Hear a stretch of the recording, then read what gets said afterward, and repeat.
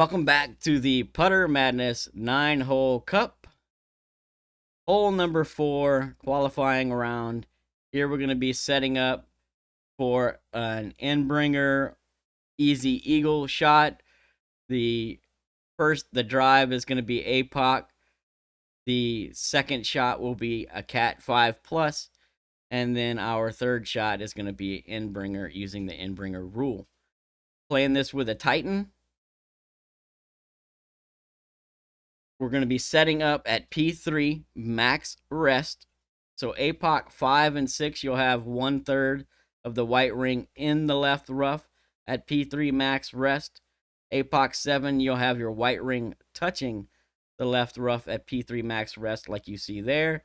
And then APOC 8, your white ring will be about 1/3 of a ring off of the left rough at P3 max rest.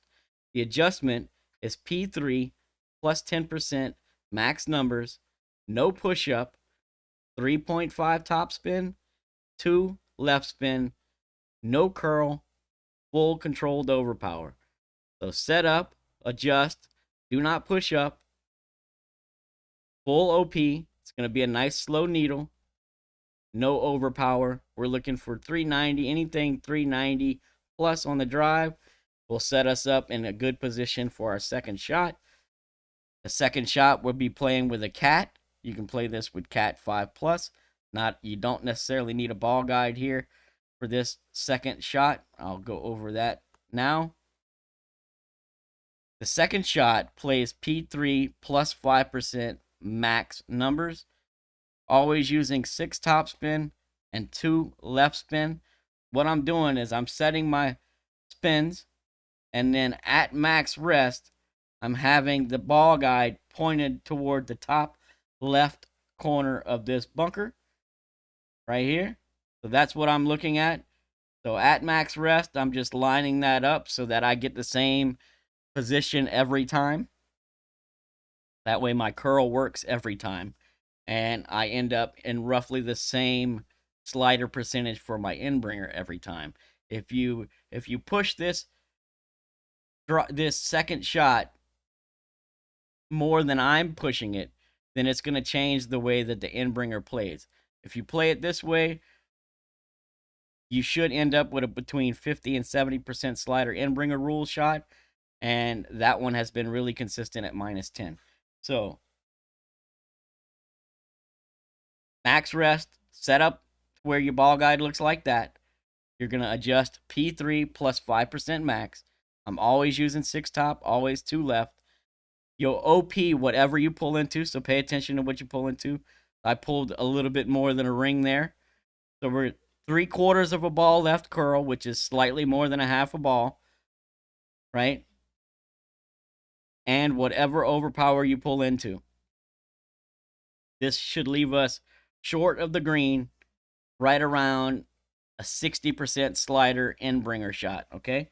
Which is what I'm looking for.